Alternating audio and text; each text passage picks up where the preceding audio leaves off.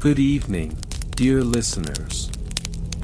As the world outside gently settles into the embrace of twilight, I invite you to find a comfortable space where you can unwind and let go of the day's worries. Allow your mind to drift as we embark on a tranquil journey through time, exploring the ancient and fascinating practices of the Egyptians.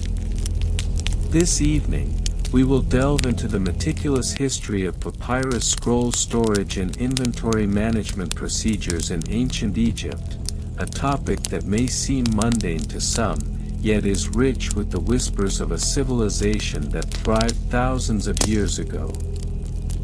As we guide you through this serene exploration, you may find your thoughts drifting like clouds in a soft blue sky, each one carrying away the remnants of your day.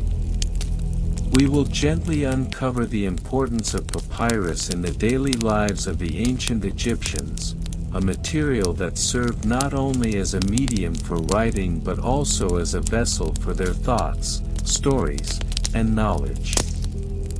With a delicate touch, we will reveal how these early custodians of culture managed their scrolls, ensuring that their wisdom was preserved for generations yet to come. Picture, if you will, the sun-kissed banks of the Nile River, where the papyrus plants flourish, swaying softly in the warm breeze. Imagine the skilled hands of scribes, carefully crafting scrolls filled with sacred texts, administrative records, and poetic verses.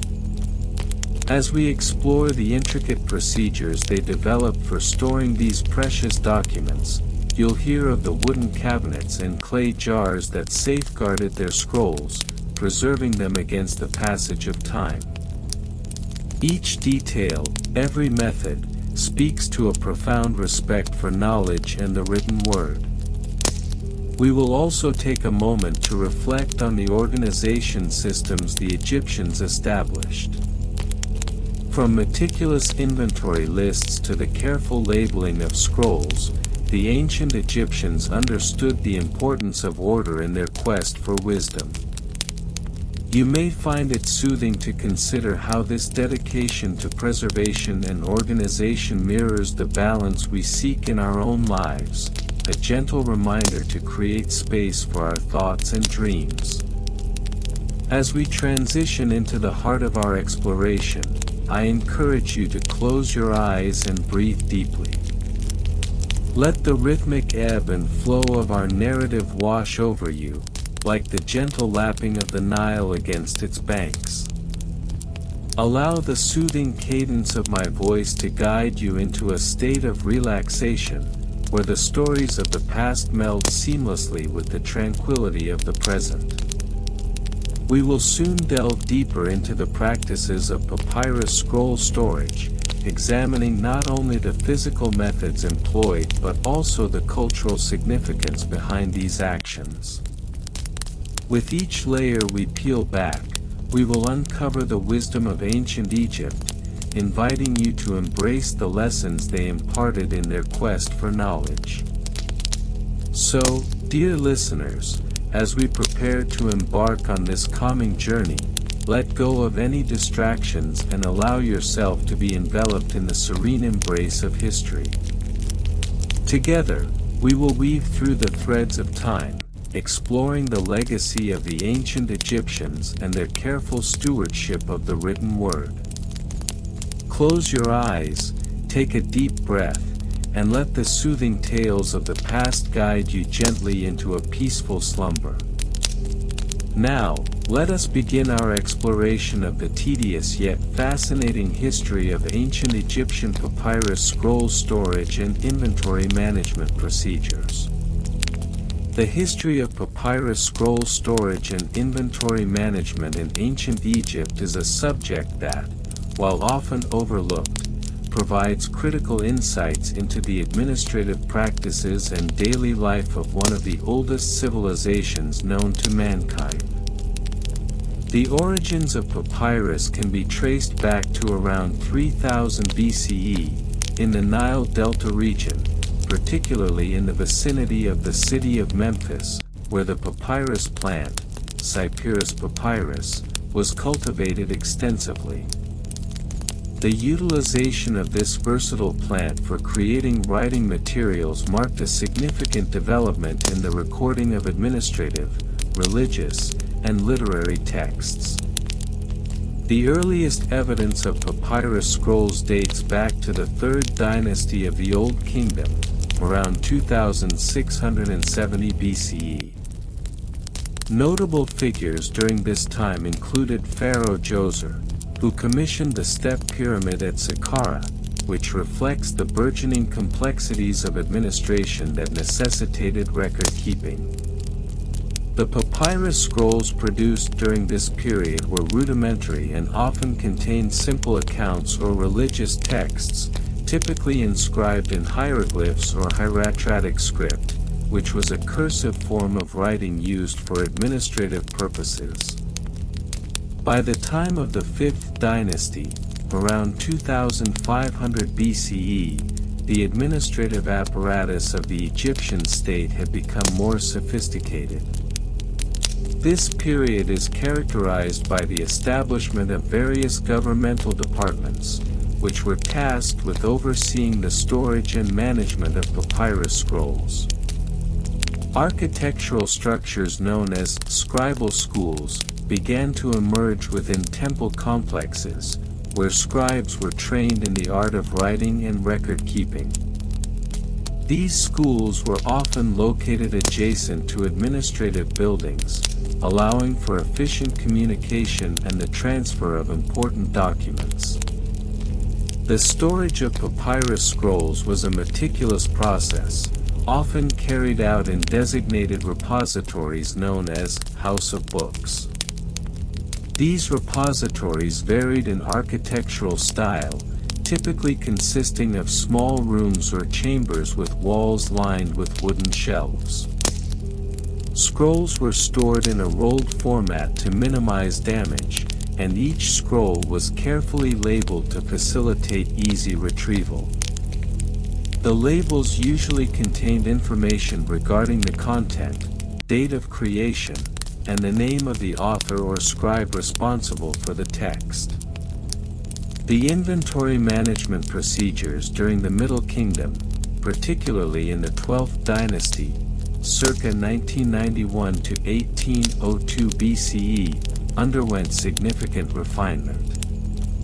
The pharaoh Amenemhat II, known for his administrative reforms, emphasized the importance of proper record-keeping. During this period, an intricate bureaucratic system was established, wherein scribes were assigned specific duties related to the documentation and inventory of papyrus scrolls. These duties included the categorization of scrolls based on content type, such as legal documents, religious texts, and literary works. Daily routines within the scribal community revolved around the careful handling of papyrus materials. Scribes would typically commence their day at dawn, gathering in their respective scribal schools or administrative offices. The first task of the day often involved inspecting existing scrolls for signs of wear or damage, which was a common concern given the fragility of the papyrus medium. Following this, scribes would engage in the writing of new documents, utilizing reed pens and ink made from carbon black mixed with water and gum. The meticulous nature of writing necessitated a tranquil environment, leading to the prevalence of strict silence within scribal quarters. In the New Kingdom, circa 1550 to 1070 BCE, the practices surrounding papyrus scroll storage and inventory management reached new heights of complexity. The construction of elaborate administrative buildings, particularly in Thebes, provided an architectural backdrop for the burgeoning bureaucratic needs of the state. The Temple of Karnak, for instance, housed not only religious texts but also a vast array of administrative documents that required systematic storage and management. One notable case study in the use of papyrus scrolls can be seen in the administrative practices of the ancient Egyptian state during the reign of Pharaoh Ramses II, circa 1279 to 1213 BCE. Under Ramses II, the complexity of the bureaucracy expanded significantly, necessitating an efficient system for record-keeping. Scribes utilized papyrus scrolls to document tax collections, labor allocations, and agricultural yields. These scrolls were often organized in a hierarchical manner, with upper-level scribes overseeing the work of junior scribes, ensuring that records were meticulously maintained. The significance of papyrus in inventory management can also be observed in the famous Wadi al-Jarf papyrus texts, dating back to the 4th dynasty, circa 2575 to 2465 BCE. These texts, discovered in an ancient port on the Red Sea, included detailed logs of the transportation of limestone blocks for the construction of the Great Pyramid of Giza. The records indicated not only the quantities transported but also the labor force involved, showcasing an early example of logistics management that relied heavily on the use of papyrus for documentation. In addition to its practical applications, the use of papyrus scrolls also reflected the broader historical context of ancient Egyptian society. The writing system employed by scribes, known as hieroglyphics, was a complex system of symbols that represented sounds, ideas, and objects. The ability to read and write hieroglyphics was a privilege reserved for a select class of individuals, primarily males, who underwent rigorous training in scribal schools. This exclusivity contributed to the elevated status of scribes within the social hierarchy, as they held the power to record and disseminate information, thereby influencing administrative decisions and cultural narratives. The historical significance of papyrus scrolls extends beyond their use in record-keeping. They also played a crucial role in the preservation of knowledge. Many literary works, religious texts, and scientific treatises were copied onto papyrus scrolls, ensuring that the wisdom of ancient Egyptians could be transmitted to future generations. For instance, the Ebers Papyrus, dating from around 1550 BCE, is one of the oldest known medical texts, providing insights into ancient Egyptian medicine and healing practices. The meticulous nature of the recording process, combined with the durability of papyrus, allowed these texts to survive for millennia, offering invaluable knowledge to modern scholars.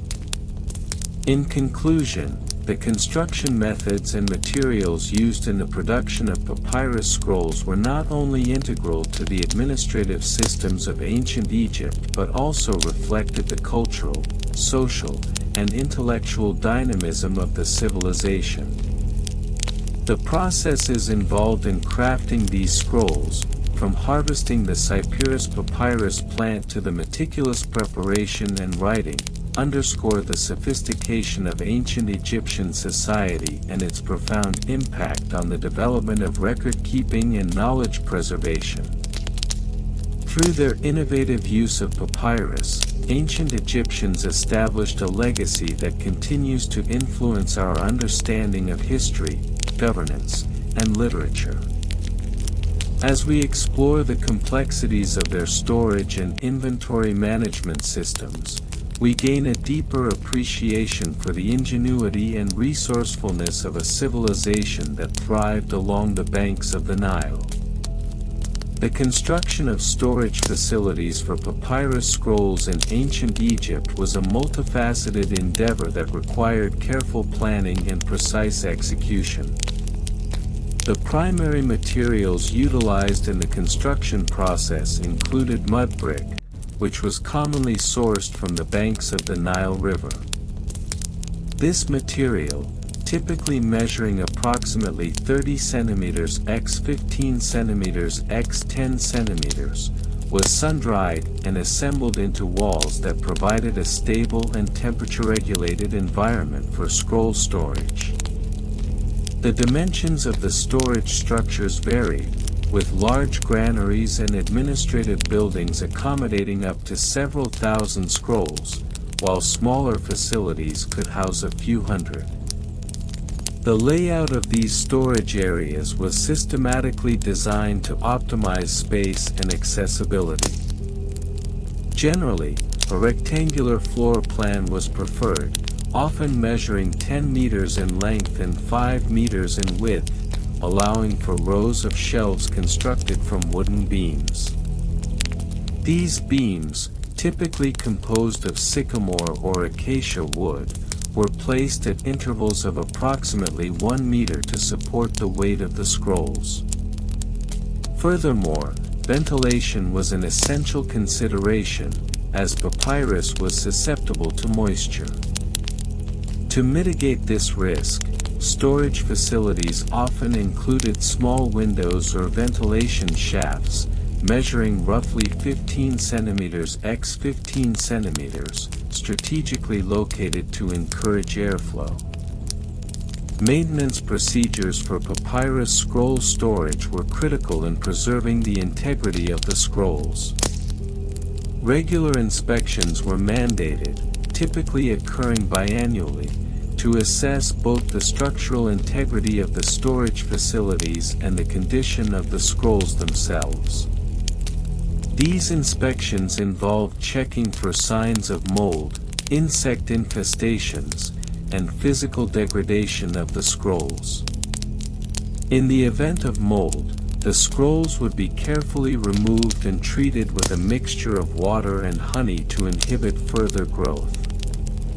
This technique, documented in records dating back to the 18th dynasty, circa 1550 to 1292 BCE, showcased the Egyptians' understanding of organic materials and their preservation.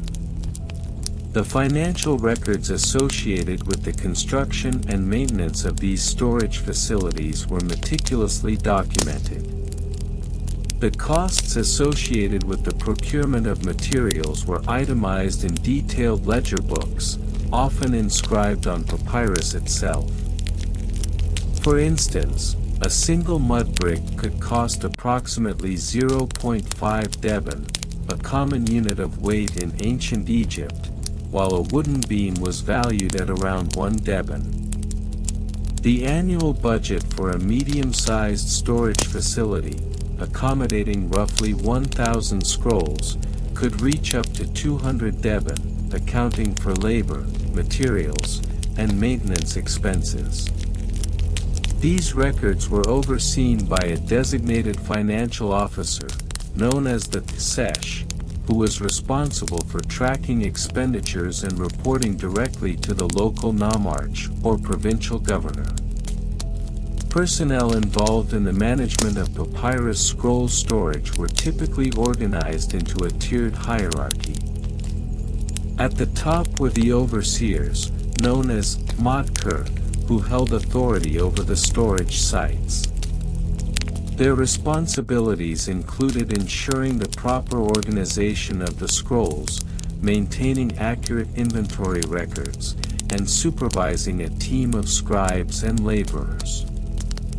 Below the overseers were the scribes, who played a pivotal role in documenting the contents of each scroll and maintaining detailed inventories.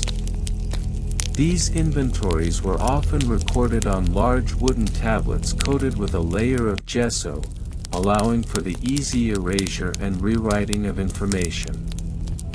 The labor force responsible for the physical maintenance of the storage facilities comprised skilled artisans and general laborers. Artisans were tasked with constructing shelves and repairing any structural damage, while laborers were responsible for the transport of scrolls to and from the storage areas. It is estimated The maintenance procedures for papyrus scroll storage facilities involved a systematic approach to ensure the longevity and preservation of both the structures and the scrolls contained within them. Regular inspections were conducted, typically on a quarterly basis, to assess the integrity of the mud brick walls and roofs. Any signs of erosion or damage, such as cracks or water intrusion, were promptly addressed through repairs, which involved the reapplication of mud and the replacement of deteriorated materials. Moreover, the scrolls themselves required meticulous care. It was customary to store scrolls in wooden or reed boxes, which were lined with linen to provide an additional layer of protection against dust and humidity. These boxes were often inscribed with inventory numbers and the titles of the scrolls, ensuring easy identification. The scrolls were unrolled only when necessary, and upon completion of use, they were carefully re-rolled and secured with string made from flax fibers, which were commonly available in the region. Financial records and costs associated with the construction and maintenance of papyrus scroll storage facilities were meticulously documented by scribes, who were trained in the art of writing and record-keeping from a young age. These scribes utilized reed pens and ink made from soot and water to create detailed accounts on papyrus sheets. Notably, during the reign of Pharaoh Ramses II, circa 1279 to 1213 BCE, an extensive inventory record was discovered, detailing expenditures on materials and labor for the construction of a storage facility for royal scrolls in Thebes. The cost of a single mud brick was estimated to be around 0.5 devon, a unit of currency used during the New Kingdom period. Labor costs for skilled masons were approximately 2 devon per day, while unskilled laborers earned about 1 devon. Therefore, the overall financial outlay for constructing a modest storage facility could range from 50 to 150 devon, depending on the size and complexity of the design. In terms of personnel and job descriptions, the management of papyrus scroll storage facilities required a diverse team of individuals, each with specific roles. The chief overseer, known as the head of the House of Scrolls, was responsible for the overall operation and maintenance of the facilities. This individual, typically a high-ranking scribe or priest, reported directly to the pharaoh or a governing official. Beneath the chief overseer were several scribes, whose primary responsibilities included cataloging scrolls, recording transactions, and maintaining the inventory of materials used for storage. Each scribe was tasked with specific scroll categories, such as religious texts, administrative documents, or literary works. The scribes were often required to undergo rigorous training for several years, mastering both hieroglyphic and hieratic scripts. Additionally, a team of laborers was employed for the physical maintenance of the storage facilities. These individuals were responsible for the construction, cleaning, and repair of the mud brick structures. They operated under the supervision of a foreman, who ensured that all tasks were completed efficiently and to the required standards. Technical specifications for the storage of papyrus scrolls were dictated by both practicality and the prevailing environmental conditions of ancient Egypt. Scrolls were typically stored vertically rather than horizontally, allowing for better air circulation and reducing the risk of mold growth. The standard height of a storage shelf was approximately 1.5 meters, with the width varying based on the number of scrolls intended for storage. Each shelf was designed to accommodate scrolls of varying diameters, typically ranging from 5 centimeters to 15 centimeters, depending on the content and packaging. To further enhance preservation, storage facilities were often constructed in locations that offered natural temperature regulation. For instance, many were built near the Nile River, where the humidity levels were relatively stable compared to the arid desert environment. Additionally, it was common practice to paint the interiors of storage rooms with a mixture of lime and natural pigments, which not only provided a visually appealing environment but also helped to deter pests such as rodents and insects. The process of inventory management was a critical function within the storage facilities.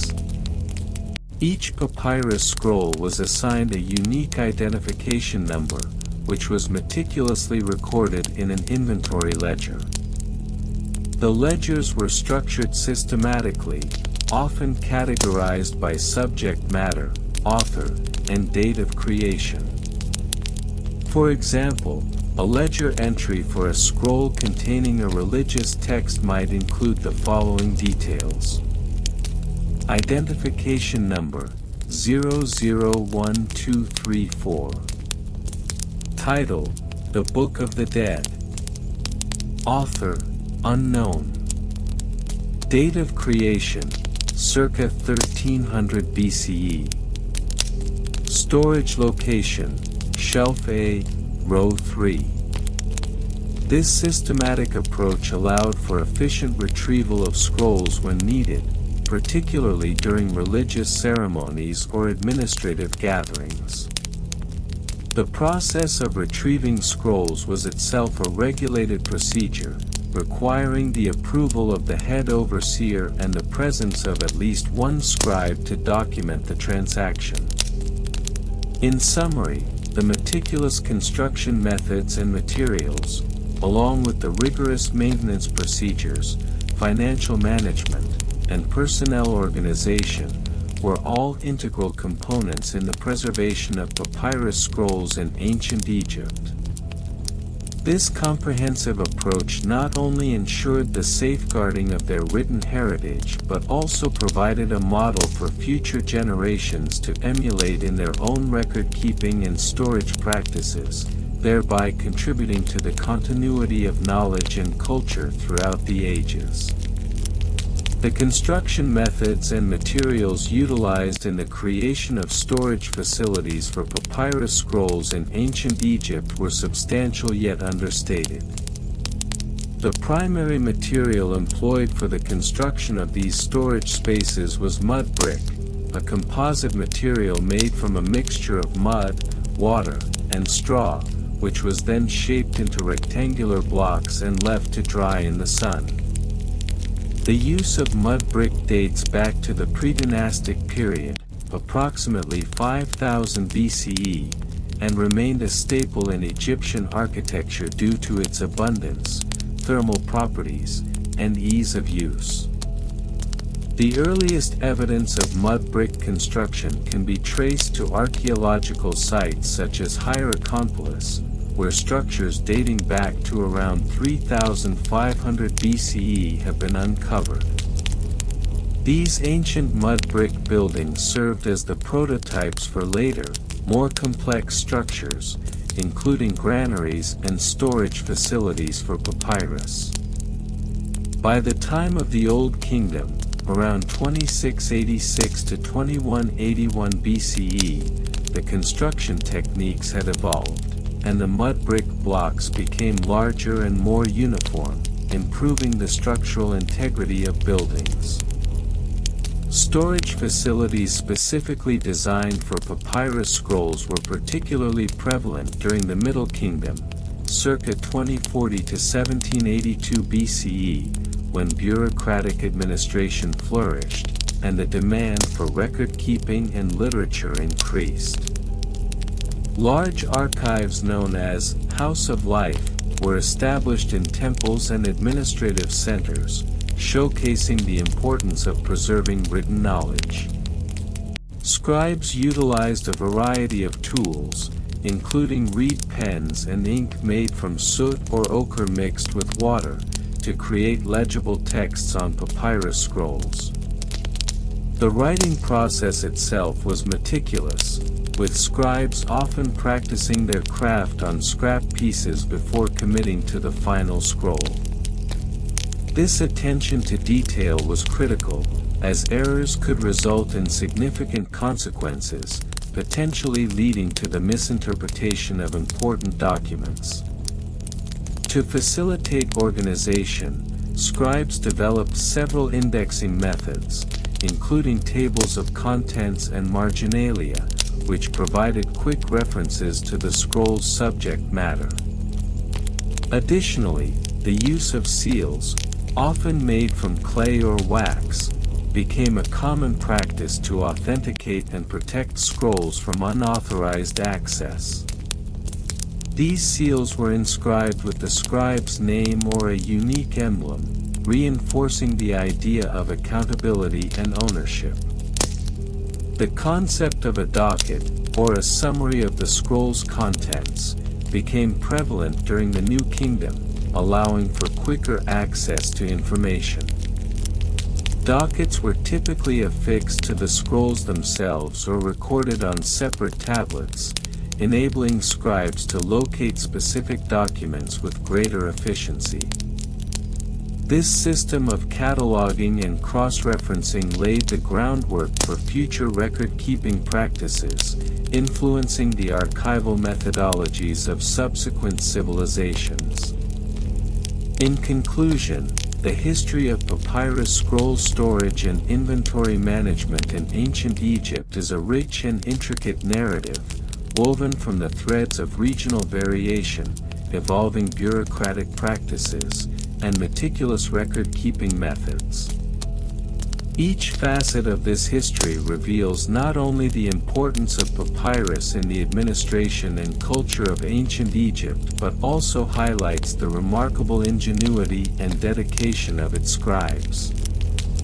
As we delve deeper into this seemingly mundane yet profoundly pivotal aspect of ancient civilization, we uncover the relentless pursuit of knowledge and the unyielding desire to preserve it for posterity. The tedious history of ancient Egyptian papyrus scroll storage and inventory management procedures, Part 7. Regional variations and comparisons. The storage and inventory management of papyrus scrolls in ancient Egypt were not uniform across the vast geographic expanses of the Nile Valley. Variations emerged due to a multitude of factors, including local customs, the availability of resources, and the particular administrative structures of different regions. The regions of Upper Egypt, Lower Egypt, and the Nile Delta exhibited distinct practices in the handling of papyrus scrolls, reflecting their unique socio-political environments. In Upper Egypt, renowned for its arid climate and mountainous terrain, the storage facilities for papyrus scrolls frequently utilized caves and natural alcoves. These natural formations offered a stable microclimate, which was essential for the preservation of the scrolls. The inhabitants of this region often resorted to methods of sealing scrolls in clay jars, which were then stored in these caves. Such practices served both to protect the scrolls from environmental deterioration and to deter pilferage, a concern given the often tumultuous political landscape of the region.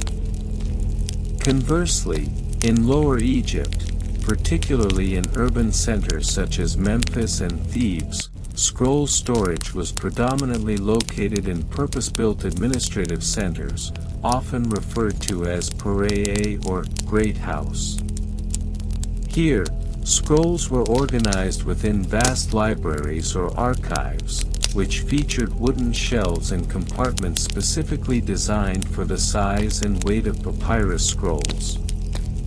The organization of scrolls in these urban settings tended to be more systematic, with scrolls categorized by subject matter or administrative function.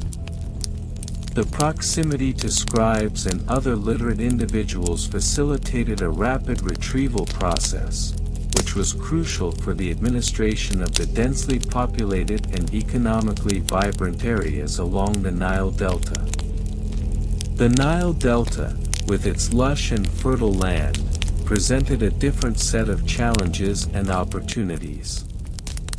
The abundance of resources allowed for the construction of more elaborate storage facilities, often featuring multiple levels and specialized rooms dedicated to the storage of scrolls. In this region, the use of papyrus was at its zenith, leading to an influx of scrolls that necessitated rigorous inventory management protocols. The administrative practices that emerged in the Delta were often more experimental, reflecting the dynamic and diverse nature of the population. Evolution over different time periods. The history of papyrus scroll storage and inventory management in ancient Egypt is intrinsically intertwined with the broader socio-political changes that occurred over millennia. From the early dynastic period through the Ptolemaic period, the methods of storage evolved significantly, reflecting advancements in administrative practices and technological innovations. In the early dynastic period, circa 3100 to 2686 BCE, the management of papyrus scrolls was rudimentary at best. Scrolls were primarily utilized for religious and administrative purposes, and their storage was likely informal. Early records indicate that scrolls would be rolled up and stored in simple containers, with little emphasis on categorization or inventory management. The nascent bureaucratic structures of this time were not yet equipped to handle the complexities that would arise in later periods. As Egypt transitioned into the Old Kingdom, circa 2686 to 2181 BCE, a notable shift occurred. The establishment of a more complex bureaucracy necessitated a more organized approach to papyrus storage. The introduction of hieroglyphic writing and increased literacy rates among the elite class prompted scribes to adopt more systematic methods of inventory management. This period saw the emergence of the first dedicated archives, often within temple complexes. Scrolls began to be arranged according to specific categories, such as religious texts, administrative records, and legal documents. The introduction of seals and labels marked an important step toward formalizing inventory practices. The Middle Kingdom, circa 2055 to 1650 BCE, witnessed further refinement in the management of papyrus scrolls. The expanding trade networks and increased diplomatic interactions with neighboring regions led to a greater volume of documents requiring storage. The introduction of the pregezer, or House of Sacredness, marked a significant evolution in storage practices. These facilities were not only repositories of knowledge but also places of worship, where scrolls were revered as sacred texts. This dual function necessitated sophisticated inventory management systems, including the implementation of cataloging methods that allowed scribes to track the location and status of each scroll. In the New Kingdom, circa 1550 to 1070 BCE, the practices surrounding papyrus scroll storage underwent yet another transformation. The flourishing of literature, science, and philosophy during this period resulted in an unprecedented increase in the production of scrolls. The storage facilities expanded to accommodate this influx, with the construction of specialized libraries, notably the famous Library of Alexandria. The administrative practices of this era included meticulous record-keeping methods, allowing for detailed inventory logs that documented the acquisition, storage, and usage of scrolls. Scribes employed a variety of writing tools, including reed pens and ink made from natural substances, to create comprehensive catalogs of scrolls, which were often referenced during administrative meetings. Bureaucratic regulations and laws. The management of papyrus scrolls was governed by a complex web of bureaucratic regulations and laws that evolved alongside the administrative structures of ancient Egypt. These regulations served to standardize practices and ensure the preservation of valuable documents that were essential for governance, religious practices, and historical record-keeping. One of the earliest known regulations regarding papyrus scrolls can be traced back to the reign of Pharaoh Djoser during the Third Dynasty. The establishment of the Wadi Nat Run as a key source for papyrus was formally recognized, and laws were enacted to protect this resource. Unauthorized harvesting of papyrus was strictly prohibited, with penalties for offenders that included fines and potential exile. Such regulations underscored the importance of papyrus as a vital administrative tool. As the bureaucracy grew more sophisticated, so too did the regulations surrounding scroll management. During the Middle Kingdom, a series of edicts were issued to establish protocols for the handling and storage of scrolls within administrative offices. These laws mandated that all scrolls must be labeled with the date of creation, the name of the scribe, and an inventory number. Failure to comply with these regulations could result in disciplinary action against the responsible scribes, including demotion or loss of office. The New Kingdom saw the introduction of more comprehensive laws concerning the preservation of scrolls. The establishment of the House of Books, or Primidu, which served as both a library and archive, was accompanied by stringent regulations regarding the treatment of scrolls. Scribes were required to undergo specific training in preservation techniques, including methods for cleaning and repairing damaged scrolls. The laws stipulated that any scrolls deemed too fragile for handling should be stored in protective containers, and access to these scrolls was limited to high-ranking officials. Supply chain and logistics. The supply chain and logistics surrounding the production, storage, and distribution of papyrus scrolls were critical to the functioning of the ancient Egyptian state. The papyrus plant, which thrived in the marshy regions of the Nile Delta, was harvested and processed through a labor-intensive procedure that required coordination among various sectors of society. The harvesting of papyrus typically occurred during the summer months, when the plant reached its peak growth. Seasonal workers, often organized through local administrative units, were recruited to cut the stalks and transport them to processing centers. The logistics of this operation involved a complex network of waterways and paths, as the cut stalks needed to be moved quickly to prevent spoilage. Once at the processing centers, the stalks were stripped, flattened, and dried, resulting in sheets of papyrus that would eventually be used for scroll creation. The management of papyrus scroll storage was closely linked to the supply chain of papyrus itself. The rise of demand for scrolls during the New Kingdom prompted the establishment of trade routes that extended beyond Egypt's borders.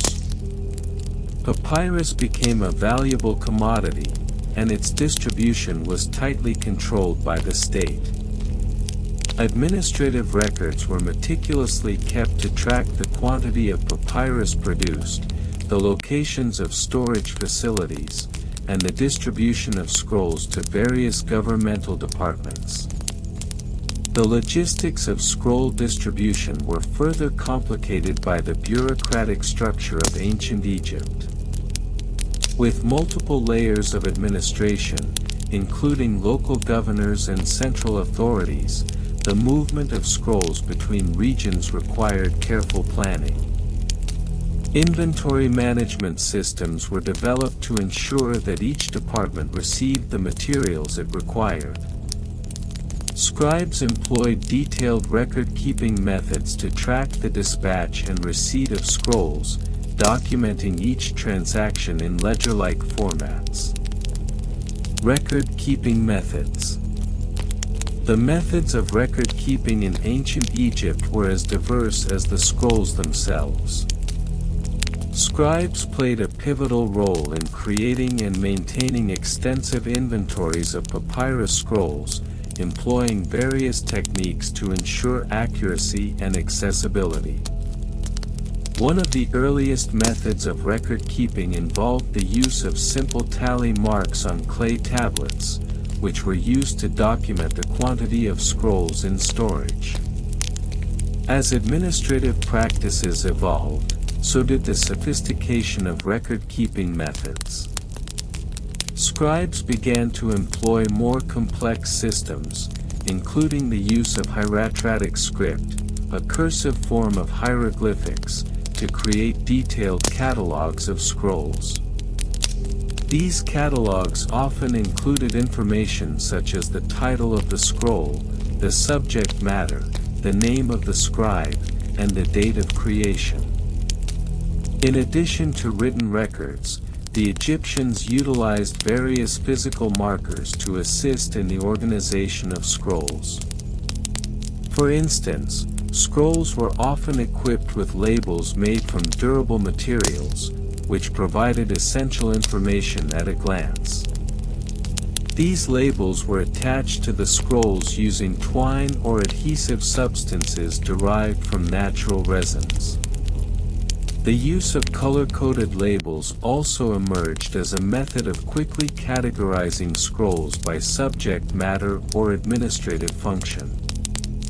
Moreover, the practice of maintaining a scroll register became commonplace in larger administrative centers. This register served as a comprehensive inventory log, detailing every scroll in the collection. Scribes would regularly update the register to reflect newly acquired scrolls, those that had been loaned out, or any that had been damaged or lost. The meticulous nature of this record-keeping was essential for the smooth operation of administrative tasks, ensuring that scrolls could be retrieved and utilized efficiently. In conclusion, the history of ancient Egyptian papyrus scroll storage and inventory management procedures is a complex tapestry woven through time, with regional variations, evolving practices, and intricate bureaucratic regulations shaping it.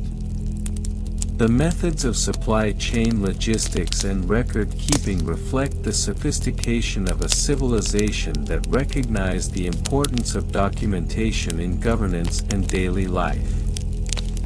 As we delve into the mundane aspects of these practices, it becomes evident that the meticulous attention to detail was not merely a reflection of bureaucratic necessity but a testament to the value placed on knowledge and the preservation of cultural heritage. #The tedious history of ancient Egyptian papyrus scroll storage and inventory management procedures. Part 8. Regional variations and comparisons. The ancient Egyptian civilization, while primarily centered along the banks of the Nile, exhibited significant regional variations in the practices surrounding the storage and management of papyrus scrolls. The geographic expanse of Egypt, divided into upper and lower regions, presented distinct environmental conditions and cultural practices that influenced these procedures. In Upper Egypt, where the arid climate and higher elevation characterized the landscape, storage facilities were often constructed to maximize natural ventilation. These facilities, typically made from mud brick, featured raised platforms to keep scrolls off the ground and away from potential moisture. The scrolls were often housed in wooden or reed containers that provided an additional layer of protection. Conversely, in Lower Egypt, particularly in the densely populated urban centers like Memphis and Alexandria, the sheer volume of scroll production necessitated more sophisticated inventory management practices.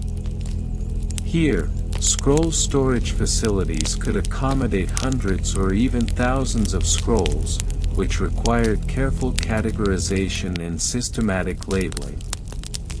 A comparative analysis reveals that while both regions utilized papyrus, the content of the scrolls often reflected local culture and administrative needs.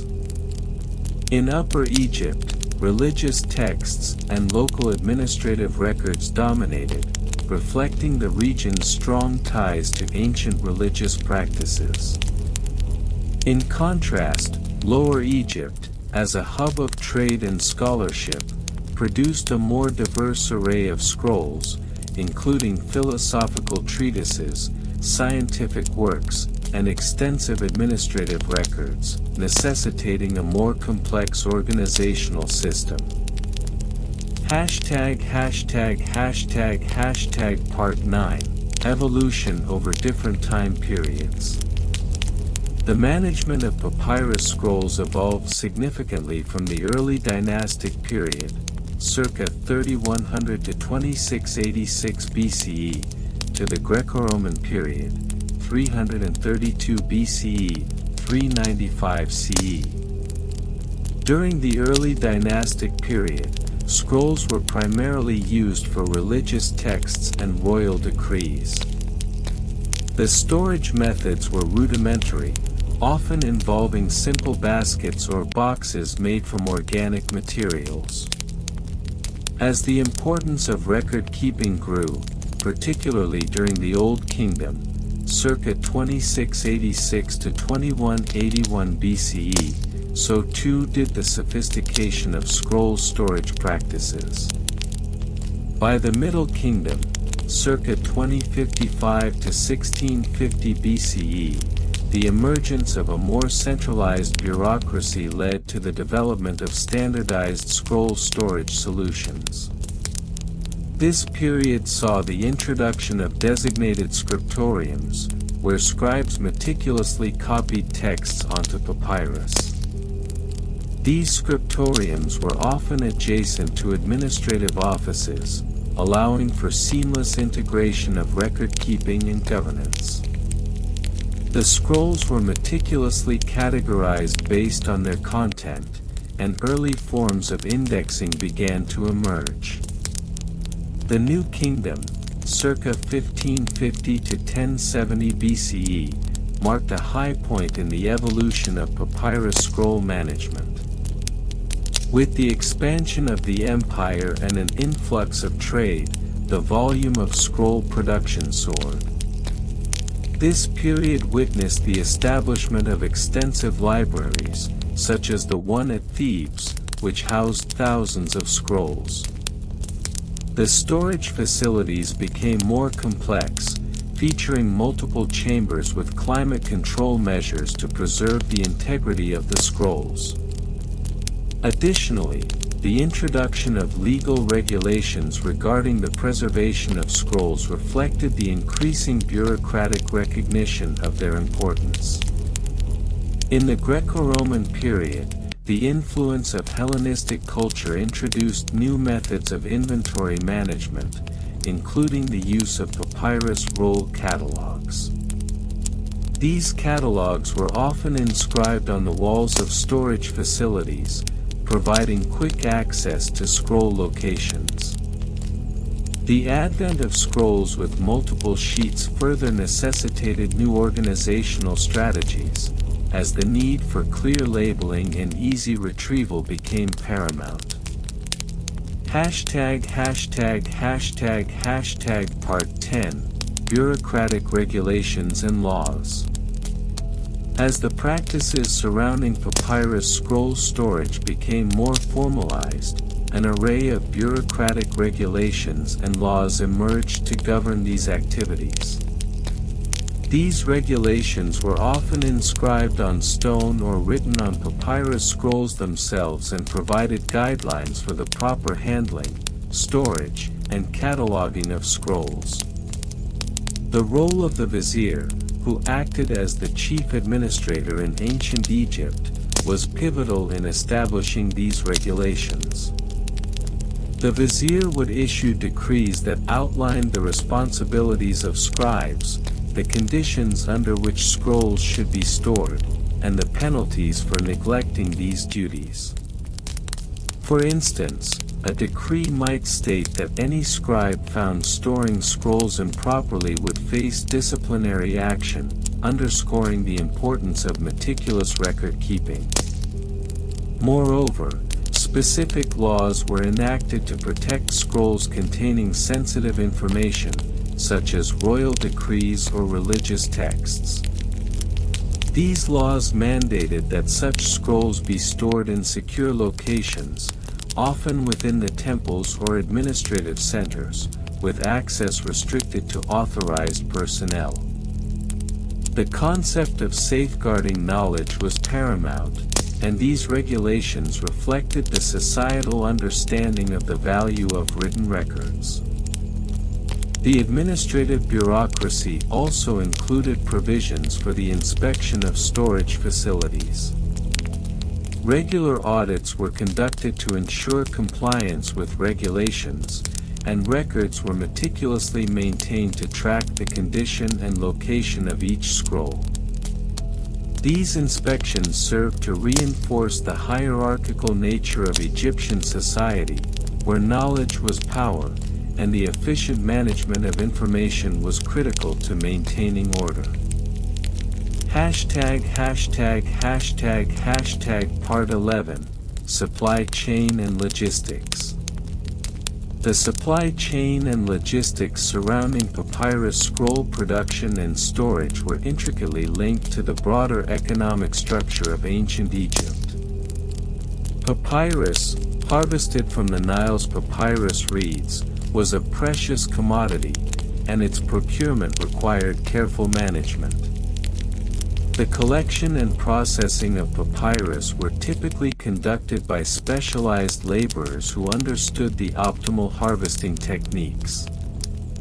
Once harvested, the papyrus sheets underwent a labor-intensive process of drying, flattening, and pressing. This process was often conducted at designated workshops, where artisans specialized in papyrus production ensured consistent quality. The finished sheets were then transported to scriptoriums or storage facilities. The logistics of this transportation were crucial, as the fragile nature of papyrus required careful handling. Transportation methods varied depending on the distance and terrain. For short distances, laborers might carry bundles of papyrus on their backs, while for longer journeys, boats were commonly used. The Nile River, as a major trade artery, facilitated the movement of papyrus across regions, and the establishment of trade routes contributed to the efficiency of the supply chain. Once at the storage facilities, the scrolls required careful inventory management. Each scroll was typically assigned a unique identifier, often inscribed on the scroll itself, and recorded in an inventory log.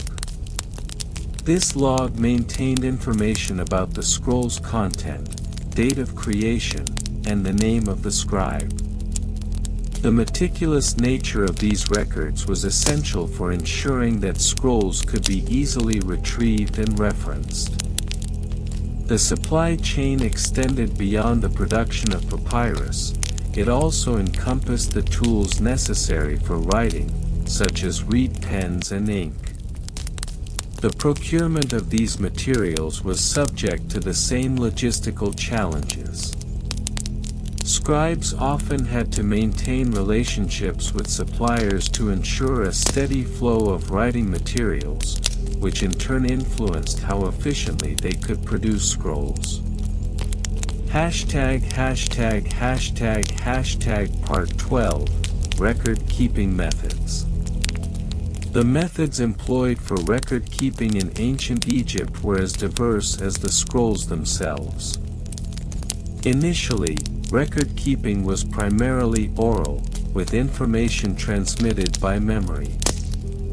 However, as the complexity of administration grew, the need for written records became apparent, leading to the development of hieroglyphic writing on papyrus. Scribes played a crucial role in this evolution, as they were the trained professionals responsible for creating and maintaining written records. They utilized a variety of scripts, including hieroglyphics for formal documents and hieratic for more practical, everyday use. The choice of script often depended on the nature of the document being created and its intended audience. The organization of records was typically hierarchical.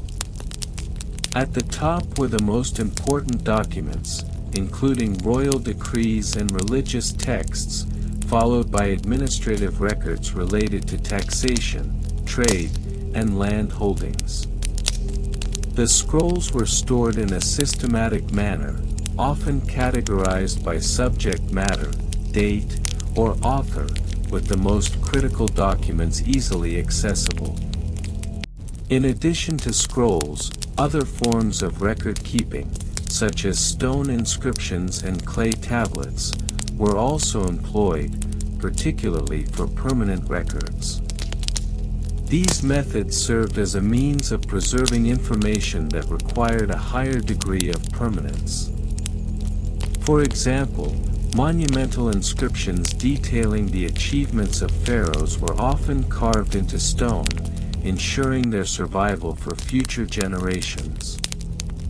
The introduction of indexing systems marked a significant advancement in record-keeping practices. Early indexing methods involved the creation of catalogs or lists that detailed the contents of scroll storage facilities. These catalogs were often inscribed on the walls of storage rooms or compiled in separate scrolls, allowing for efficient navigation of the vast repositories of knowledge. In conclusion, the history of papyrus scroll storage and inventory management in ancient Egypt is a multifaceted narrative, rich in detail and complexity. The regional variations, evolution over time, bureaucratic regulations, supply chain logistics, and record-keeping methods all contributed to a sophisticated system that underpinned the administrative and cultural achievements of one of history's most remarkable civilizations. As we continue to explore this tedious history, it becomes evident that even the most mundane aspects of papyrus scroll management were integral to the functioning of ancient Egyptian society and its enduring legacy. The tedious history of ancient Egyptian papyrus scroll storage and inventory management procedures, Part 9. Regional variations and comparisons. The storage and inventory management of papyrus scrolls in ancient Egypt reveal significant regional variations, reflective of local customs, climatic conditions, and administrative practices. In Upper Egypt, for instance, the hot and arid climate necessitated specific measures to preserve the delicate papyrus material from the ravages of humidity and pests. In contrast, Lower Egypt, with its relatively more temperate conditions, adopted a slightly different methodology, favoring larger storage facilities that could accommodate a greater number of scrolls, with less stringent preservation measures. In the bustling city of Thebes, officials developed a unique system of scroll storage that involved the use of wooden boxes lined with linen to protect the scrolls from dust and insects. This practice was notably different from the methods employed in Memphis, where scrolls were often stored in open-air repositories, taking advantage of the dry, desert air for preservation. The difference in practices between these two major urban centers highlights the necessity of adapting to environmental conditions and local administrative needs. Furthermore, the granularity of the inventory management systems varied considerably. The Theban model was characterized by a more hierarchical structure, wherein scribes were responsible for categorizing scrolls based on content, such as religious texts, governmental decrees, or literary works. Memphis, on the other hand, favored a more decentralized approach, where individual scribes maintained their own inventory lists, leading to potential overlaps and discrepancies. This divergence in practices not only reflects regional administrative philosophies but also illustrates how local customs could impact the efficiency of scroll management. Evolution over different time periods. Over time, the methods of papyrus scroll storage and inventory management underwent notable transformations, influenced by changes in governance, societal structure, and technological advancements.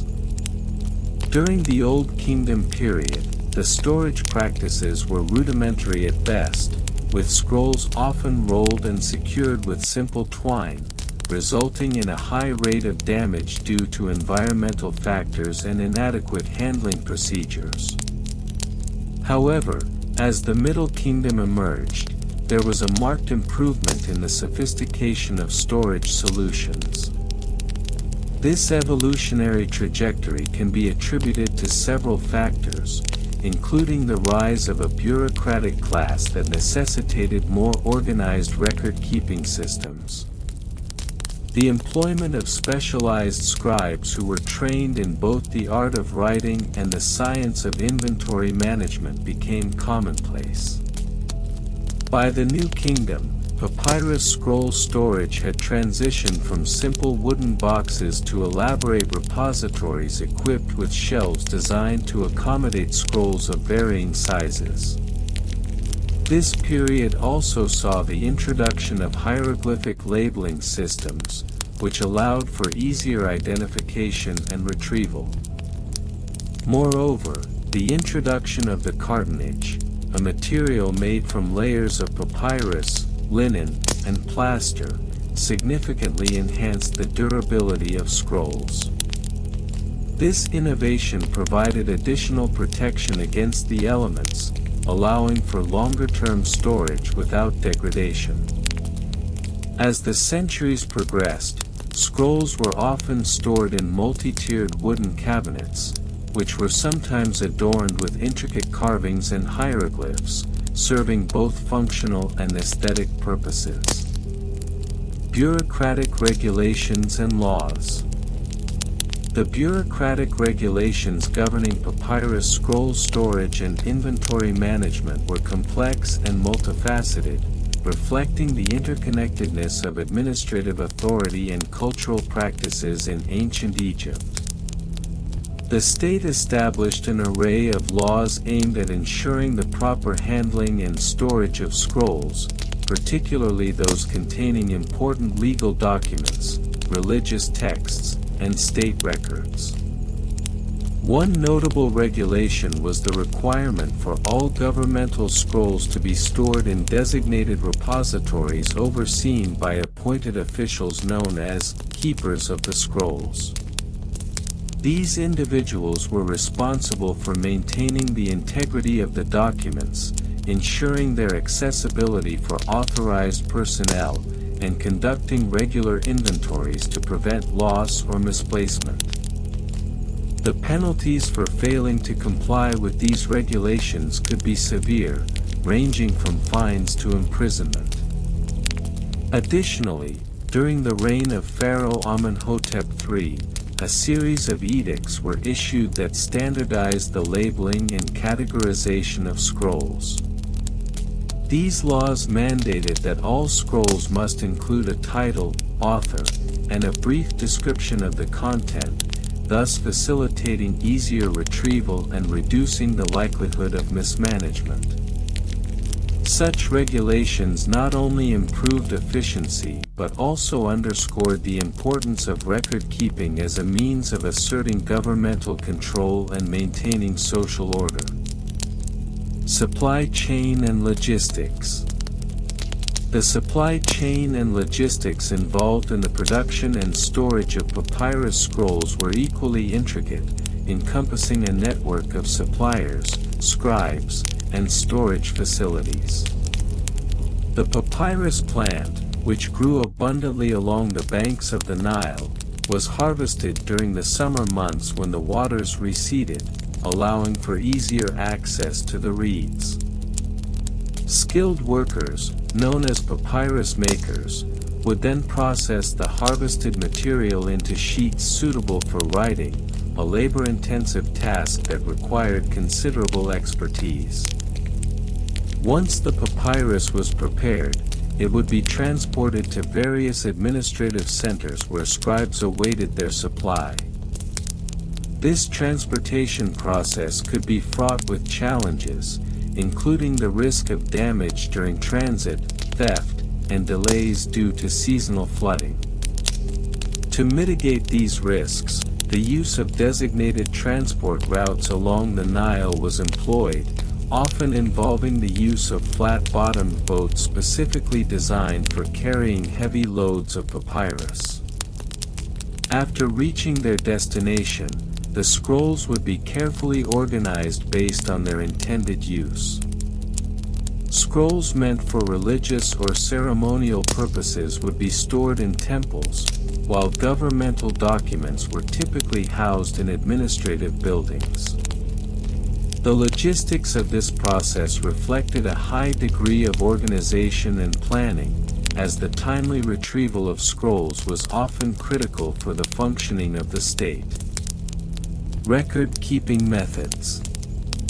The record-keeping methods employed in the management of papyrus scrolls varied considerably depending on the period and regional practices. In the earlier eras of ancient Egyptian history, inventory records were often inscribed directly onto the scrolls themselves, leading to limitations in the amount of information that could be recorded. However, as the bureaucratic needs of the state evolved, so too did the methods of record-keeping. By the time of the New Kingdom, a more sophisticated system of inventory management had emerged, characterized by the use of separate scrolls dedicated to record-keeping. These inventory scrolls would detail the contents of storage rooms, including the titles and descriptions of each scroll, as well as notes on their condition and any relevant historical context. This practice not only facilitated easier tracking of scrolls but also provided a comprehensive overview of the entire collection. The introduction of numerical systems for counting and cataloging scrolls further enhanced record-keeping efficiency. Scribes employed various notational systems, including tally marks and hieroglyphic numerals, to document the quantity of scrolls in storage. This allowed for rapid assessments of inventory levels and enabled officials to identify shortages or surpluses promptly. Additionally, the use of seals and stamps became increasingly common as a method of authenticating documents and preventing tampering. These seals, often made from clay or wax, would be affixed to scrolls and storage containers, serving as assurances of their authenticity and integrity. The presence of such seals was critical, especially for legal documents, as they conveyed a sense of authority and legitimacy. In conclusion, the history of ancient Egyptian papyrus scroll storage and inventory management procedures is a complex tapestry woven from regional variations, evolutionary changes, bureaucratic regulations, supply chain logistics, and record-keeping methods. Each of these elements played a vital role in the overarching narrative of ancient Egyptian civilization, highlighting the intricate systems that underpinned one of humanity's earliest bureaucracies. While the details of these practices may seem tedious, they provide essential insights into the societal structures, cultural values, and administrative capabilities of a civilization that has captivated scholars and enthusiasts alike for millennia. The tedious history of ancient Egyptian papyrus scroll storage and inventory management procedures has, by necessity, traversed numerous aspects of a fascinating yet often monotonous subject. As we continue our exploration, we shall delve into regional variations and comparisons, the evolution of practices over different time periods, bureaucratic regulations and laws, supply chain and logistics, and record-keeping methods associated with these ancient materials. Each of these subtopics will reveal a labyrinthine web of details that, while seemingly mundane, are critical to understanding the broader framework of papyrus scroll management in ancient Egypt. Regional variations and comparisons. The management of papyrus scrolls varied considerably across the diverse geographical and cultural regions of ancient Egypt. In Lower Egypt, particularly around the Nile Delta, the proximity to the papyrus plant itself led to a prevalence of scroll production and storage facilities. The workshops in cities such as Memphis and Alexandria were known for their large-scale production of papyrus, as they had access to the raw materials and the necessary labor force. Storage facilities in these regions were often large, multi-room structures designed specifically to accommodate the high volume of scrolls produced. Conversely, Upper Egypt, with its more arid climate and less frequent access to the papyrus plant, had fewer large-scale storage facilities. Instead, smaller, more localized storage solutions were common. Towns like Thebes adopted a more decentralized approach, with scrolls often stored within temple complexes or even in the homes of scribes. The inventory management practices in Upper Egypt were thus less standardized, with individual scribes maintaining their own systems of organization based on personal preference rather than a centralized bureaucratic mandate. The differences in storage methods also extended to the types of scrolls being managed. In Lower Egypt, where a greater emphasis was placed on administrative and commercial documentation, scrolls were often categorized according to their function. Tax records, trade agreements, and legal documents were meticulously organized. In contrast, Upper Egypt scrolls were more likely to include religious texts and personal correspondence, leading to a different classification and inventory system.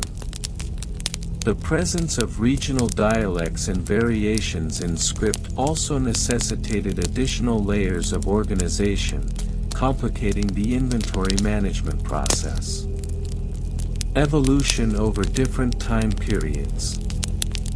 The evolution of papyrus scroll storage and inventory management practices mirrors the broader socio-political changes within ancient Egypt. During the Old Kingdom, circa 2686 to 2181 BCE, the focus was primarily on the administrative needs of the burgeoning state. Scrolls were often stored in relatively simple wooden chests or clay pots, and the recording of inventory was rudimentary at best. The emphasis was on the creation and preservation of texts necessary for governance and religious practices, leading to a somewhat informal approach to inventory management. As we moved into the Middle Kingdom, circa 2055 to 1650 BCE, the increased complexity of administrative practices necessitated a more refined approach. The rise of a more centralized bureaucracy led to the establishment of standardized inventory management procedures. Large-scale storage facilities began to emerge, often associated with temples and royal palaces, where scrolls were categorized based on their administrative function. The introduction of formalized inventory logs, often inscribed on stone or clay tablets, marked a significant advancement in record-keeping practices. By the time of the New Kingdom, circa 1550 to 1070 BCE, the intricacies of papyrus scroll management had reached a level of sophistication that reflected the complexities of Egyptian society. The establishment of dedicated administrative roles, such as the keeper of the scrolls, became common.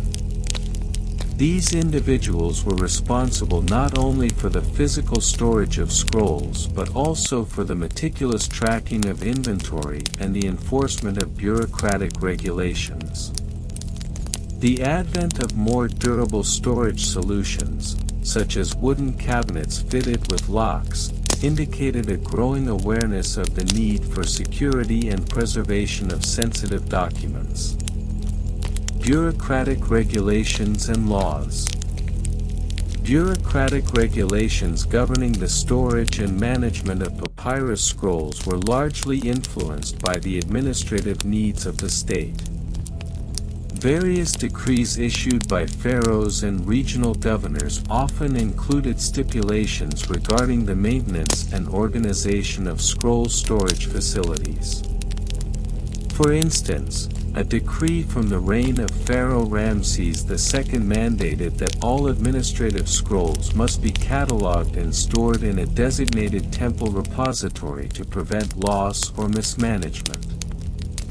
These regulations extended to the types of materials used in scroll construction.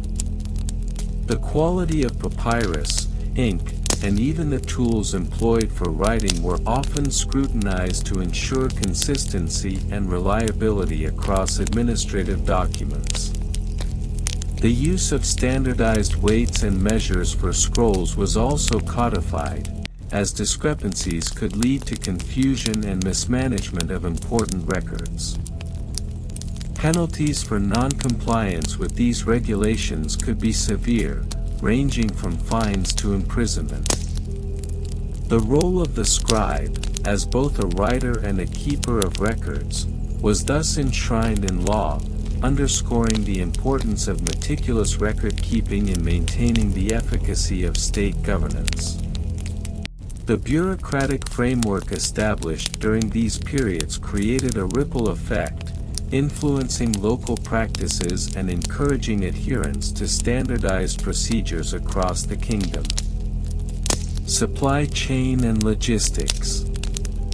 The supply chain associated with papyrus scrolls was a multifaceted operation involving several interconnected steps, from the harvesting of the papyrus plant to the eventual storage of the scrolls.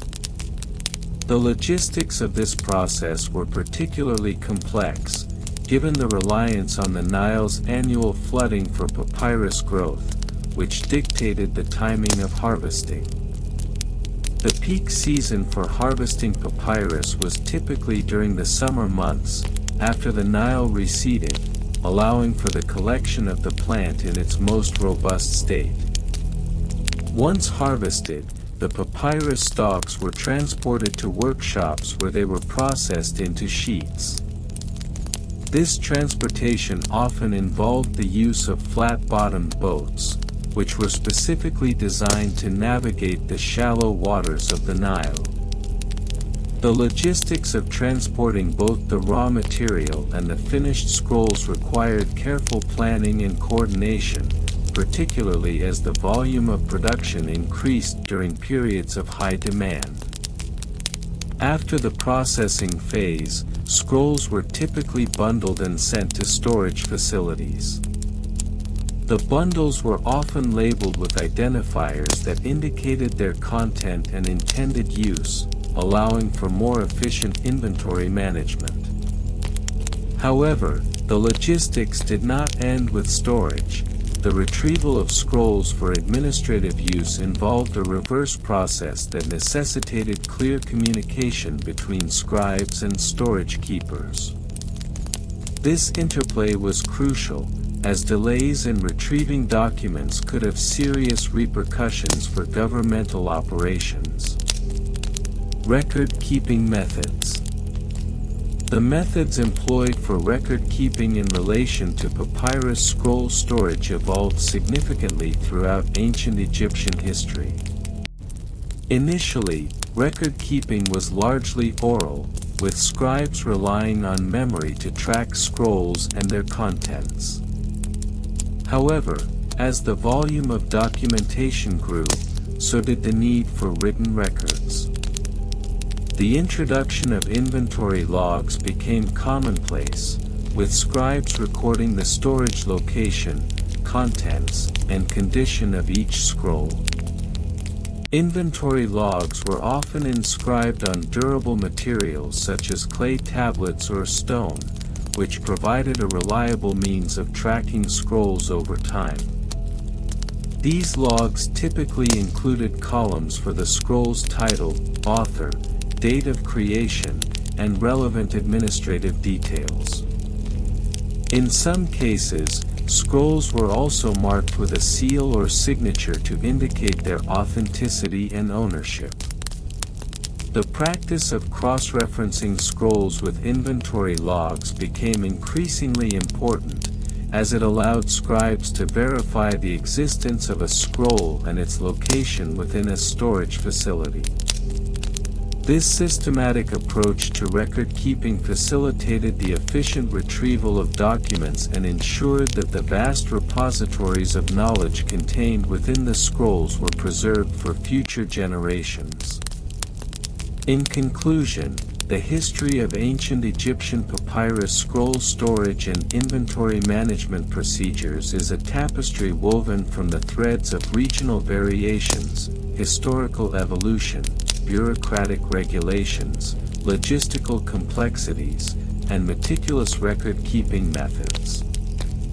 Each element contributes to a broader understanding of the administrative practices that underpinned one of history's most enduring civilizations. As we continue to explore the intricate details of this subject, we uncover not only the challenges faced by ancient Egyptians but also their remarkable ingenuity in managing the written word, a legacy that continues to influence our understanding of documentation and administration today. The tedious history of ancient Egyptian papyrus scroll storage and inventory management procedures. Introduction.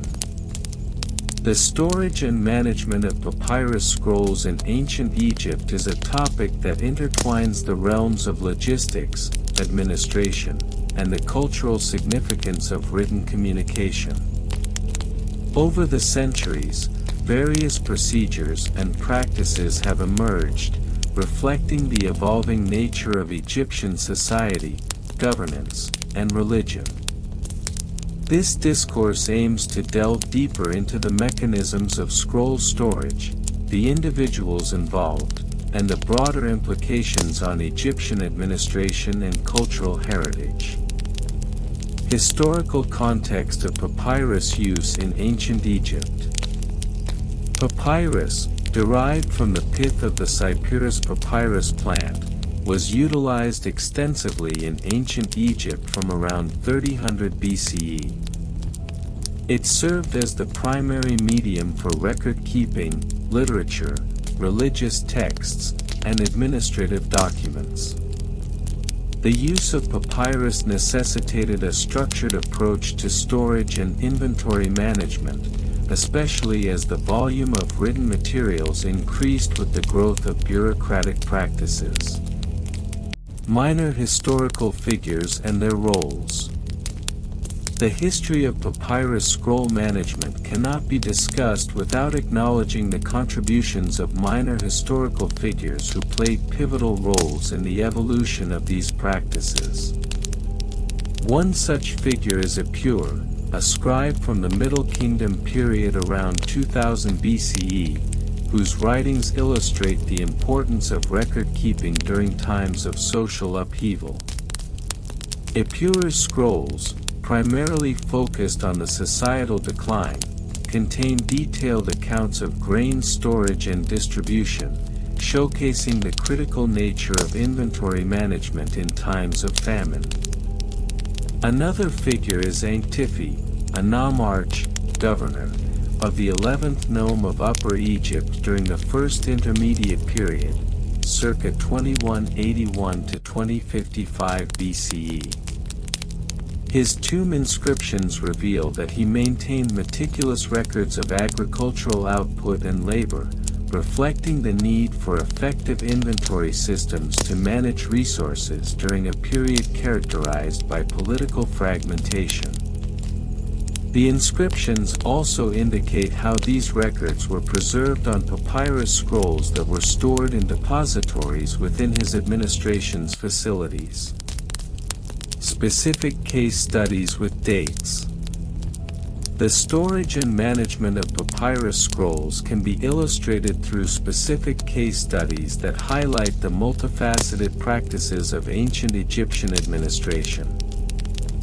One notable case is the Royal Archives of Akhetaten, established during the reign of Pharaoh Akhenaten, 1353 to 1336 BCE. This archive contained a vast collection of administrative documents, including diplomatic correspondence, trade records, and religious decrees. The archive's layout was meticulously designed, with scrolls organized by subject matter and relevance. Each scroll was catalogued with a unique identifier, which was inscribed on the inner surface of the scroll's protective case. Evidence from archaeological digs at Amarna, the site of Akhenaten's capital, suggests that the scrolls were stored in wooden chests, raised off the ground to protect them from moisture and pests. The meticulous inventorying of these scrolls is demonstrated in a quote attributed, though likely apocryphal, to one of the archivists: "A well-ordered scroll is as precious as a well-ordered life. Chaos breeds decay, and knowledge thrives in the embrace of order." Another significant instance is the Temple of Karnak, where papyrus scrolls documenting religious rituals and offerings were preserved. Inscriptions found in the temple dating back to the reign of Ramses II, 1279 to 1213 BCE, indicate that scrolls were not only stored but also regularly updated to reflect the current practices and beliefs of the time. The temple's priestly administration maintained a comprehensive inventory of the scrolls, categorizing them by deity and purpose. This systematic approach ensured that priests could readily access the necessary texts for ceremonies, thereby facilitating the smooth operation of religious activities. Comparative analysis with other regions. When comparing ancient Egyptian practices of papyrus scroll storage and inventory management with those of neighboring cultures, interesting parallels and contrasts emerge. In Mesopotamia, for instance, the use of clay tablets for record-keeping reflects a different approach to documentation.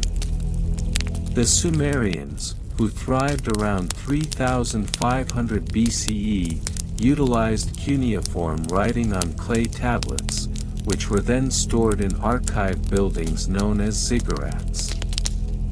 Unlike the fragile nature of papyrus, clay tablets were more durable, yet they required their own intricate organization systems.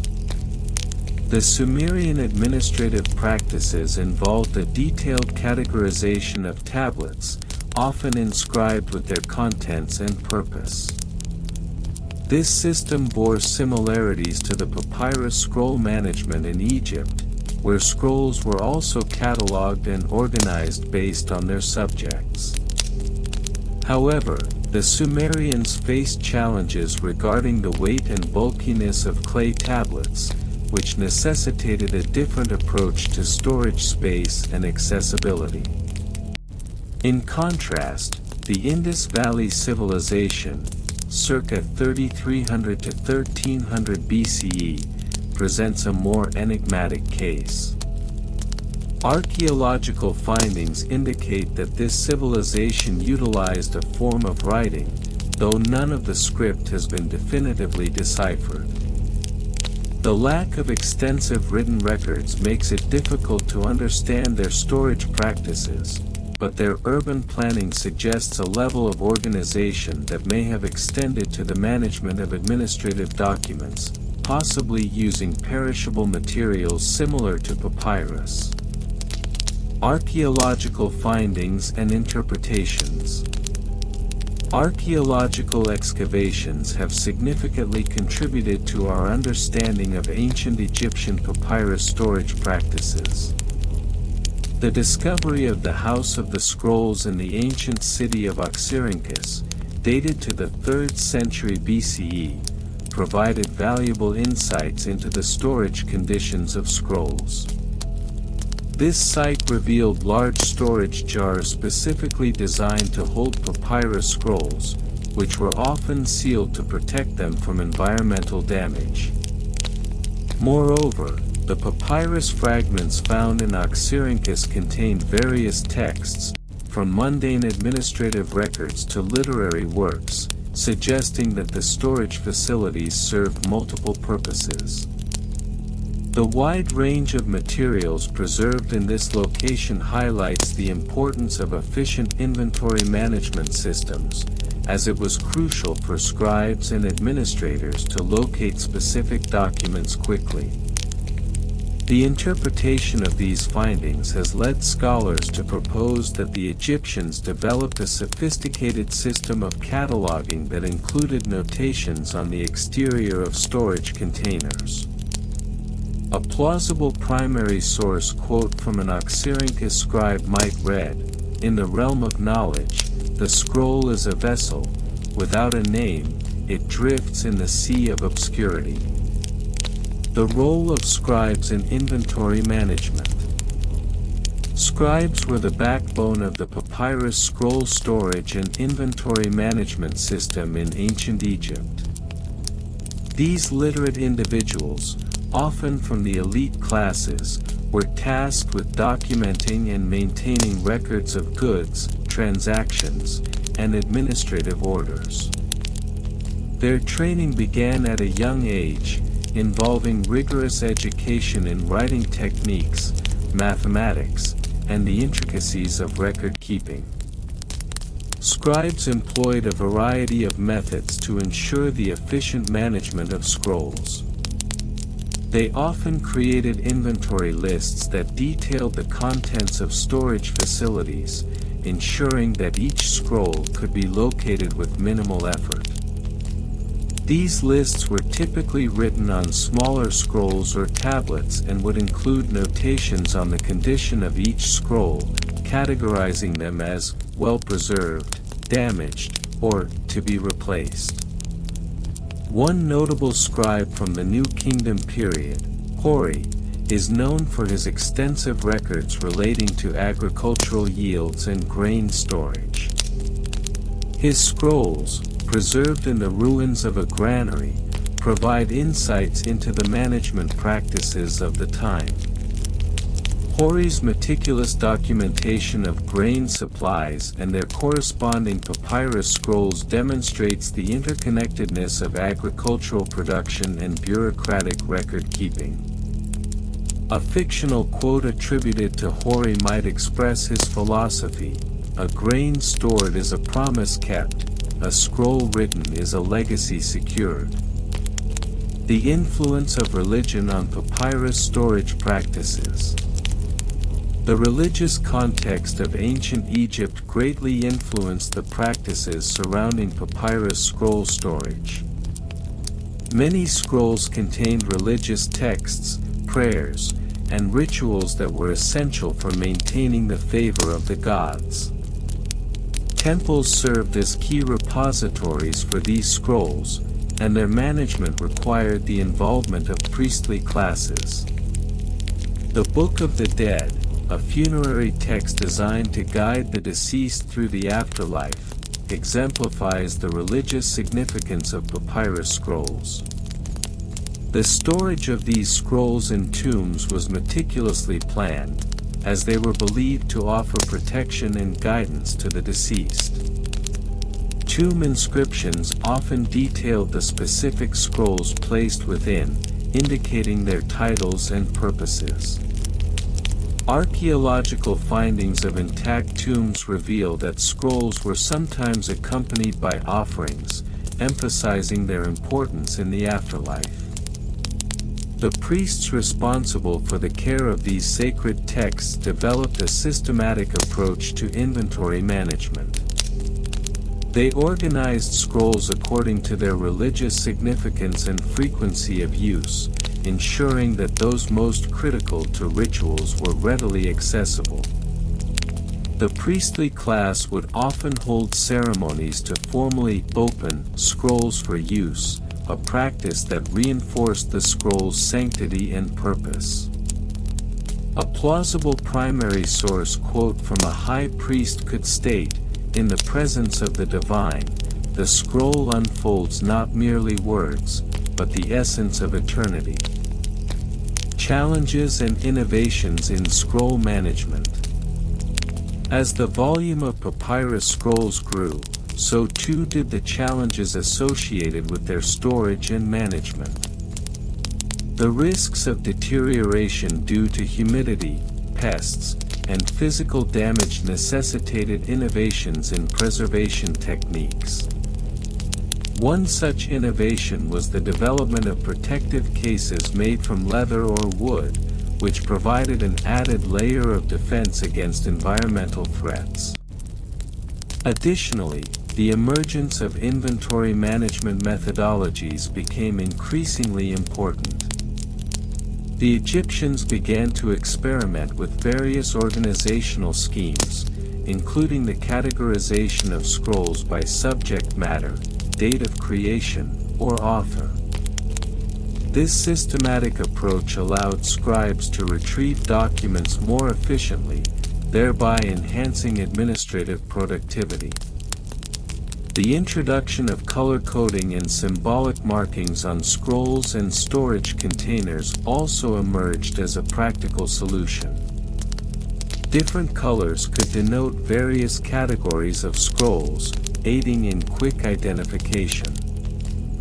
A fictional scribe's notation might read, red for rituals, green for agriculture, blue for legal matters, thus, chaos is kept at bay. Conclusion. The history of ancient Egyptian papyrus scroll storage and inventory management is a multifaceted narrative that reflects the complexities of their civilization. Through the contributions of minor historical figures, specific case studies, comparative analyses, and archaeological findings, we can glean insights into the administration, culture, and religion of ancient Egypt. The meticulous practices of scribes and priests ensured that the knowledge contained within these scrolls was preserved for future generations, thus contributing to the rich tapestry of human history.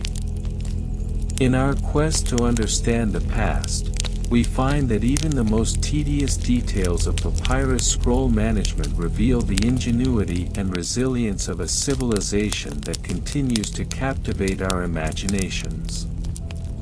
As we draw our exploration to a close, we are reminded of the words, albeit fictional, of a wise scribe who might have mused, "In the quiet of the archive, the scrolls whisper the secrets of ages, awaiting the touch of those who seek to unveil their stories."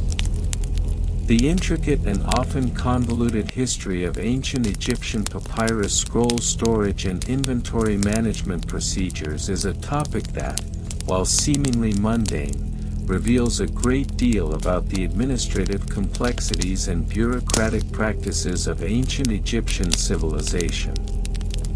The papyrus scroll, the primary medium for written communication in ancient Egypt, was not merely a vessel for the written word but an essential component of the administrative machinery that governed daily life, trade, and religious practices. This narrative seeks to delve into the minutiae of scroll storage and inventory management, exploring minor historical figures, specific case studies, comparative analyses, and archaeological findings that shed light on these practices.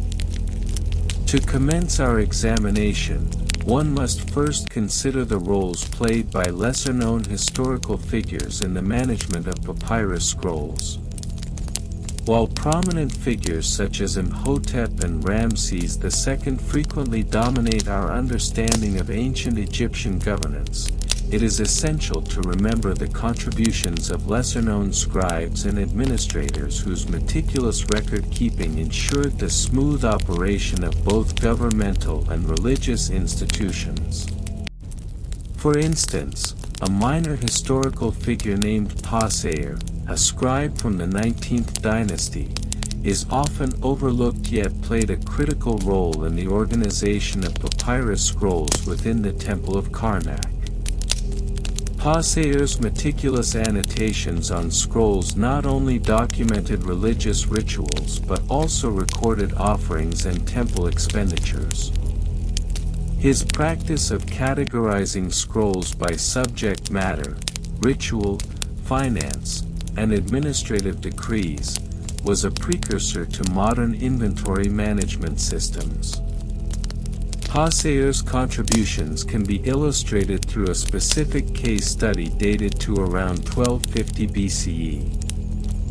This case study revolves around the festival of Opet, during which extensive records were kept regarding offerings made to the deities and the expenditures incurred during the celebrations. Papyrus organized scrolls in a manner that allowed for rapid retrieval of essential information. He implemented color coding and a rudimentary indexing system, whereby scrolls related to the festival were marked with a distinctive symbol depicting the goddess Hathor. This organizational method not only facilitated efficient access to records but also reduced the time spent searching for scrolls, allowing temple officials to focus on the religious duties at hand. The management of papyrus scrolls extended beyond religious contexts. Administrative practices also played a significant role in the storage and inventory of these important documents. For example, during the reign of Pharaoh Amenhotep III, circa 1386 to 1349 BCE, the administration faced the challenge of managing a burgeoning bureaucracy. The sheer volume of scrolls produced necessitated an organized approach to storage. The use of archive rooms, known as House of the Scrolls, became prevalent during this period. These rooms were often located in close proximity to administrative offices, allowing for easy access by scribes and officials. A notable case study from this time period involves the management of tax records, which were vital for the efficient functioning of the state. Scribes tasked with inventorying tax scrolls, such as the lesser-known official Kamwasit, developed a systematic approach to categorize scrolls based on the geographic regions from which taxes were collected. Kamwasit's system involved creating a master scroll that listed each province alongside its corresponding tax obligations, which was then cross-referenced with individual scrolls from each region. This not only ensured that the state received the appropriate revenue but also allowed for auditing processes to take place with relative ease, a significant achievement in the context of ancient record-keeping. When considering the inventory management of papyrus scrolls in ancient Egypt, it is also pertinent to conduct a comparative analysis with contemporary practices in other regions. For instance, in Mesopotamia, the use of clay tablets for record-keeping was prevalent. The Sumerians utilized a sophisticated cuneiform script to document everything from agricultural transactions to legal contracts. The storage methods employed in Mesopotamia relied heavily on the use of clay cylinders and tablets, which were often stored in large archive rooms similar to those found in Egypt. However, the Egyptians' use of papyrus offered unique advantages due to its lightweight nature and portability, allowing for easier transport compared to the bulkier clay tablets. Moreover, the practices of scroll storage in China during the same period highlight further distinctions. While the Egyptians favored scrolls made from papyrus, the Chinese utilized bamboo slips and later silk for their records. The Chinese also developed a system of inventory management that involved systematic cataloging of scrolls based on content and urgency. Notably, the complexity of ancient Chinese bureaucracy necessitated a more hierarchical approach to record-keeping, in stark contrast to the relatively decentralized practices observed in ancient Egypt. Archaeological findings have provided invaluable insights into the practices surrounding papyrus scroll storage and inventory management. Excavations in the ancient city of Oxyrhynchus, for example, have uncovered a trove of papyrus scrolls dating from the 3rd century BCE to the 7th century CE. These scrolls reveal a diverse array of content, from literary works to administrative documents. The organization of these scrolls was such that they were often stored in large jars or boxes, each labeled to indicate its contents. The labels were inscribed in a form of shorthand that allowed for quick identification, demonstrating a level of sophistication in inventory management that parallels modern practices. Furthermore, the discovery of the so-called House of the Scrolls in the vicinity of the Temple of Edfu has provided a glimpse into the storage methods employed by scribes. The site revealed a series of shelves and niches specifically designed to house papyrus scrolls. The careful arrangement of scrolls, with larger, more frequently used documents placed at eye level and lesser used scrolls stored higher or lower, reflects an understanding of ergonomic principles that would not be out of place in modern office design. In addition to archaeological discoveries, primary source quotations, while hypothetical, can help illustrate the attitudes and practices surrounding papyrus scroll management. One such imagined quotation from a scribe, perhaps named Amenhotep, might read, "As I organize the scrolls of our ancestors, I am reminded that the weight of our history rests upon these fragile sheets of papyrus. Each scroll is a testament to our civilization, a record of our triumphs and tribulations." Such a statement underscores the reverence with which scribes approached their tasks and the broader implications of their work in preserving cultural heritage. Another plausible quotation from a temple official, possibly named Neferhotep, could state, "In the grand archive of our temple, the scrolls are not merely documents, they are the very lifeblood of our operations, allowing us to dispense justice and manage our affairs with the precision befitting the gods." This quote highlights the integral role that scrolls played in maintaining order within the temple and, by extension, society at large. In conclusion, the history of ancient Egyptian papyrus scroll storage and inventory management procedures is a multifaceted narrative that intertwines the contributions of minor historical figures, specific case studies, comparative analyses with other regions, and archaeological findings.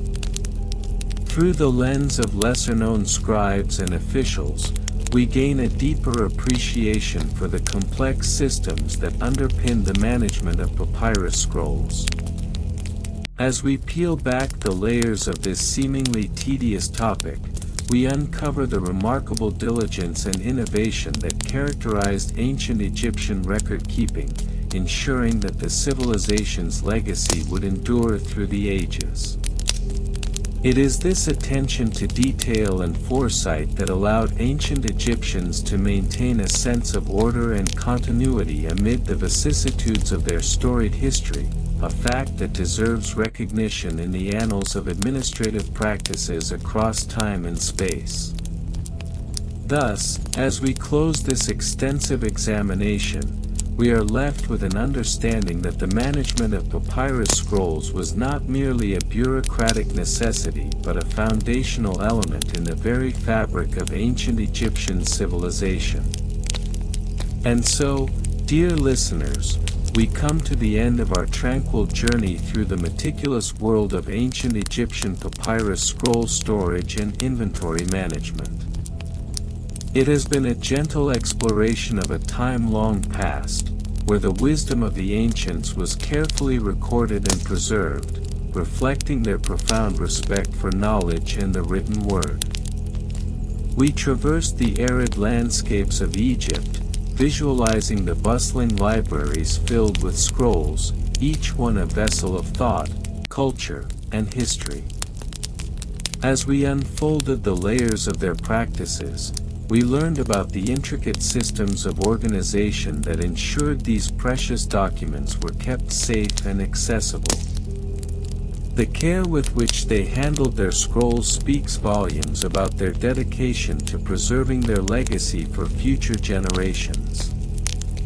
From the careful crafting of the papyrus itself to the meticulous cataloging methods, every detail was significant, each scroll a thread woven into the rich tapestry of human knowledge. Thank you for joining me on this soothing journey into the past, where we allowed ourselves to be enveloped by the tranquility of ancient Egypt's scholarly pursuits. I hope this exploration has brought you a sense of calm and perhaps even sparked your curiosity about the wonders of history that surround us. Should you wish to revisit any part of our journey, remember that you can replay this soothing narrative, allowing the gentle rhythm of the words to guide you once more into a state of peaceful reflection.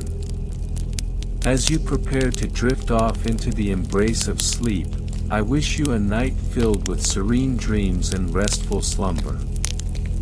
May your mind be free from the worries of the day, cradled in the soft whispers of history that remind us of the beauty of knowledge and the importance of preserving our stories. Let the soothing thoughts of ancient scribes and their sacred scrolls lull you into a tranquil state, where you can explore the realms of imagination and peace. Good night, dear listeners. May your sleep be restful and your dreams be sweet. Until we meet again in this serene space, may you carry the gentle essence of our journey with you, guiding you through the night and into the light of a new day.